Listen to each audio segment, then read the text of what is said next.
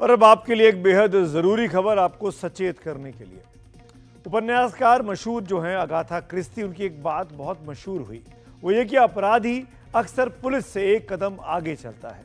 दरअसल इन दिनों cyber fraud से जुड़ी ऐसी तमाम घटनाएं सामने आ रही हैं, जैसे अगाथा क्रिस्टी की बात सही साबित हो रही है। आपको हम जबलपुर से आई एक खबर दिखाने जा रहे हैं।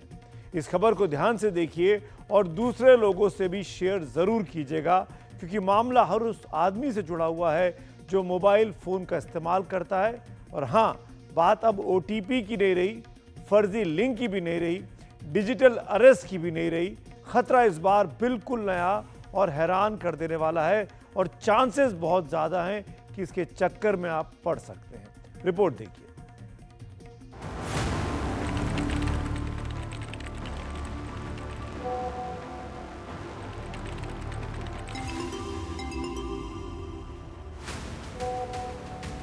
आपके मोबाइल फोन पर भी हर रोज इसी तरह से फोटोग्राफ आते होंगे, लेकिन क्या आपको पता है कि एक फोटो को डाउनलोड करना आपके लिए कितना खतरनाक हो सकता है? जबलपुर में एक हैरान करने वाली घटना सामने आई, जहां एक व्यक्ति के व्हाट्सएप पर अज्ञात नंबर से कोई तस्वीर आई। फोटो पर क्लिक करते ही उसका फोन हैक हो गया और देखते ही देखते बैंक खाते से 2,01,000 रुपए गायब हो गए। ये देखिए, ये जो मेरे हाथ में ये फोटो है, ये एक बुजुर्ग की फोटो है। ये फोटो जो है, ये इस तरह से एक व्हाट्सएप मैसेज आता है। ये जो व्हाट्सएप मैसेज है, ये कस्टमर सर्विस सपोर्ट सेंटर के नाम से ये मैसेज आता है।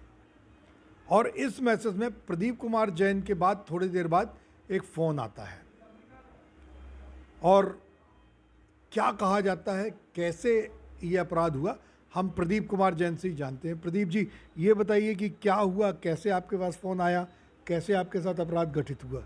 सर जी, सुबह टाइम 8:30 बजे के आसपास मेरे पास फ़ोन आया और सामने वाले ने मेरे से बोला कि मैंने आपके व्हाट्सएप मोबाइल पे एक व्हाट्सएप फ़ोटो भेजी है, कृपया इसके डाउनलोड करके मेरे को बताइए कि आप इस व्यक्ति को पहचानते हैं कि नहीं पहचानते हैं। तो मैंने उस समय व्हाट्सएप नहीं खोला। करीब 1 आध घंटे बाद मैंने नेट चालू किया, व्हाट्सएप खोला। जैसे मैंने व्हाट्सएप खोल कर उसकी फ़ोटो डाउनलोड की तो तुरंत हमारा मोबाइल हैंग हो गया और पूरा मोबाइल का संचालन सामने वाले के हाथ में चला गया। फिर करीब उसके कुछ समय बाद 1 रुपया मेरे खाते में आया। ये खाते में 1 रुपये आने के बाद में फिर उसने मेरा पूरा मोबाइल जो बैंक के थ्रू मैसेज OTP सब जान के और वो बैंकिंग इंटरनेट बैंकिंग चालू कर ली। दरअसल जबलपुर के कोतवाली इलाके में रहने वाले प्रदीप जैन के पास 28 मार्च की सुबह लगभग 9 बजे एक फोन आता है। प्रदीप जैन के मोबाइल स्क्रीन पर एक नंबर 9827832213 से कॉल आती है, यानी उन्हें फोन करने वाला एक अनजान शख्स होता है। कॉलर इसी के साथ व्हाट्सएप पर एक बुजुर्ग की तस्वीर भेजकर पूछता है कि क्या आप इन्हें पहचानते हैं। प्रदीप जैन इस कॉल को नजरअंदाज करते हैं, लेकिन फोन काटने के बाद वो व्हाट्सएप पर मिली तस्वीर को देखने के लिए उसे डाउनलोड कर लेते हैं। यही वो तस्वीर है जो प्रदीप जैन को व्हाट्सएप पर भेजी गई थी और इसे डाउनलोड करते ही प्रदीप के फोन में अपने आप कस्टमर सपोर्ट नाम का एक ऐप डाउनलोड हो जाता है। इसी के साथ प्रदीप जैन का मोबाइल हैक हो जाता है और उनके मोबाइल का बैंकिंग ऐप भी साइबर ठगों के कब्जे में आ जाता है। दोपहर होते होते प्रदीप जैन के पास कैनरा बैंक से मैसेज आया कि उनके खाते में 1 रुपया क्रेडिट होता है और कुछ ही मिनटों बाद 1 लाख रुपए निकाल लिए जाते हैं। इसके पहले कि प्रदीप जैन कुछ समझ पाते, उनके खाते से फिर से 1,01,000 रुपए निकाल लिए जाते हैं। पहले OTP आता था, OTP से आदमी क्या है, अब अवेयर हो गया, लिंक आने लगी, अब लिंक से भी अवेयर हो गया है, तो अब वो फ़ोटो में अपनी लिंक छुपा के भेज रहा है, स्टेनोग्राफी कहते हैं जिसको। इसके माध्यम से वो एप्लीकेशन डाउनलोड करवा रहा है और एप्लीकेशन डाउनलोड होने के बाद उसका सारा एक्सेस जो है, OTPs हो गए, वो सारे के सारे उस नंबर पे जो उन्होंने लिंक में छुपा के रखे हैं उस नंबर पे ट्रांसफ़र हो रहे हैं, जिससे नेट बैंकिंग क्योंकि ऑनलाइन नेट बैंकिंग शुरू हो जाती है आजकल, आप घर में बैठे बैठे नेट बैंकिंग शुरू कर सकते हैं, जिससे वो वहाँ से एक्सेस करके बैंक अकाउंट खाली कर रहा है। तो ये तो अब नया तरीका ही कहेंगे, क्योंकि ये तो सिर्फ जो एक्सपर्ट थे उन्हीं को पता था। ये अब फ्रॉडस्टर को ही पता हो गया, तो इसका नाजायज़ फ़ायदा उठा रहा है। तो अब तो ये भी बोलना पड़ेगा कि अब किसी भी फ़ोटो को डाउनलोड ना करें। अनजान व्यक्ति के द्वारा भेजी गई किसी भी फ़ोटो को व्हाट्सएप को डाउनलोड ना करें। आपका अकाउंट, आपका बैंक अकाउंट हैक होने की पूरे चांसेस हैं। प्रदीप जैन ने बैंक जाकर खाता चेक किया तो 2,01,000 रुपए गायब थे। बैंक रिकॉर्ड से पता चला कि ये रकम IBIBF नाम के खाते में ट्रांसफर हुई, जो हाल ही में हैदराबाद के कैनरा बैंक में खोला गया था। ठगों ने ATM से सारा पैसा निकाल लिया। पासबुक में विशाल ऑनलाइन और जन्नतुन बीबी ऑनलाइन नाम से संदिग्ध ट्रांजैक्शन भी नजर आए। आपको आगे बताएंगे कि साइबर सेल के अधिकारी जिस स्टेगनोग्राफी तकनीक के बारे में बात कर रहे हैं वो क्या है, लेकिन पहले ये समझिए कि मोबाइल पर किसी अनजान फोटो या अनजान नंबर से मिली तस्वीर को डाउनलोड करना कितना खतरनाक हो सकता है। समझिए कि फ्रॉड कैसे हुआ।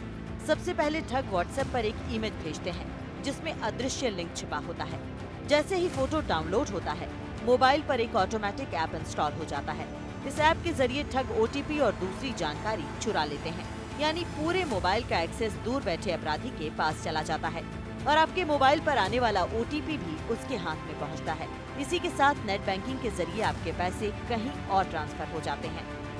दरअसल साइबर फ्रॉड के लिए अब धोखे से OTP हासिल करने या लिंक डाउनलोड कराने से आगे की तकनीक इस्तेमाल हो रही है, जिसे स्टेगनोग्राफी कहते हैं। स्टेगनोग्राफी का मतलब है किसी लिंक को किसी और संदेश में छिपा देना ताकि उसका पता न चल सके। लिंक को छिपाने के लिए फोटो की जगह कोई टेक्स्ट या वीडियो या ऑडियो का भी इस्तेमाल किया जा सकता है। इसलिए मोबाइल पर कोई फोटो, वीडियो या ऑडियो आए तो सोच समझकर डाउनलोड करें। स्टेगनोग्राफी ये टर्म है, ये शब्द है स्टेगनोग्राफी। ये आपको भले ही याद हो या ना याद हो, लेकिन इस बात का ध्यान रखिए कि अगर किसी अननोन नंबर से, अननोन व्यक्ति की तरफ से आपके मोबाइल पर किसी भी तरह का फोटो, वीडियो या ऑडियो नोट आता है, उसको डाउनलोड नहीं कर लेना है। तमाम सुरक्षा नियम सख्ती के बावजूद साइबर अपराध रुक नहीं रहे हैं। तो ऐसे में क्या करें? कम से कम इतना तो कर ही सकते हैं कि खुद से सावधान रहें, सतर्क रहें। हमने साइबर सुरक्षा से जुड़े एक अधिकारी से पूछा कि आम लोग ऐसी क्या सावधानी बरतें कि साइबर फ्रॉड से वो बचे रहें। आप भी नोट कर लीजिए इस जानकारी को। व्हाट्सअप या हमारे किसी भी नंबर पे कोई भी अननोन नंबर से अगर कोई चीज़ आती है, मैसेज है, फ़ोटो है, वीडियोज़ है, तो पहली चीज़ तो हमें उसको डाउनलोड नहीं करना चाहिए यदि वो अननोन नंबर है तो। दूसरा, अगर हम उसको देख रहे हैं तो उसको देखें कि वो उसकी जो साइज़ है, जो जैसे फ़ोटो है तो उसकी साइज़ अधिकतम 1 MB या KB में होगी, बहुत ज़्यादा उसकी साइज़ नहीं होती है। लेकिन अगर उसके साथ में कोई फ़ाइल है, अटैच है, जिसके थ्रू आपके मोबाइल को या आपके टेक्स्ट को हैक किया जा सकता है, तो उसका साइज़ जनरली बड़ा होगा। तो ये देख के भी हम समझ सकते हैं कि वो इसमें जो है गड़बड़ी है या हम इसको डाउनलोड नहीं करना चाहिए।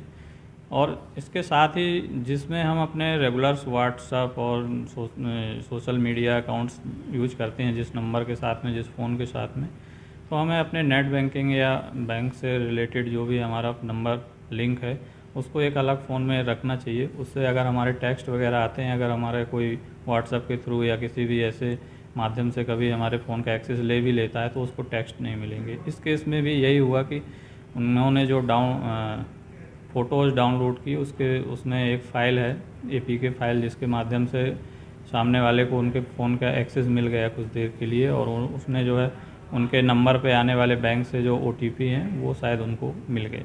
या किसी भी फाइनेंशियल इंस्टीट्यूट से, बैंक से, सेबी से, ED से, CBI से, कहीं से भी ऐसा कोई बोलता है और फ़ोन के थ्रू आपसे कोई जानकारी मांगता है तो वो बिल्कुल भी हमें नहीं देना है। कोई भी बैंक जो है कभी भी किसी भी कस्टमर की उसकी पर्सनल डिटेल्स और ये OTP, उसका नाम या उसकी व्यक्तिगत जानकारी, ऐसी कोई भी चीज़ें कोई भी बैंक फ़ोन के थ्रू नहीं मांगता है।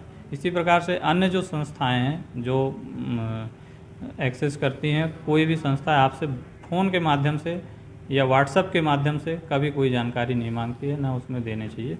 यदि ऐसा किसी को कॉल आता है या ऐसा कोई मेल या कोई ऐसा व्हाट्सएप आता है तो उस पर आप डाउट करिए और उसके बाद उसको क्लियर करिए अपने रिलेटेड थाना या अपने क्षेत्र में जहाँ भी थाने में रहते हैं वहाँ जाके आप पता कर सकते हैं। और इसके अलावा साइबर से रिलेटेड आपको कोई डाउट है या कोई वो है तो कंप्लेन भी है 1930 NCPR पोर्टल में भी जाकर आप देख सकते हैं।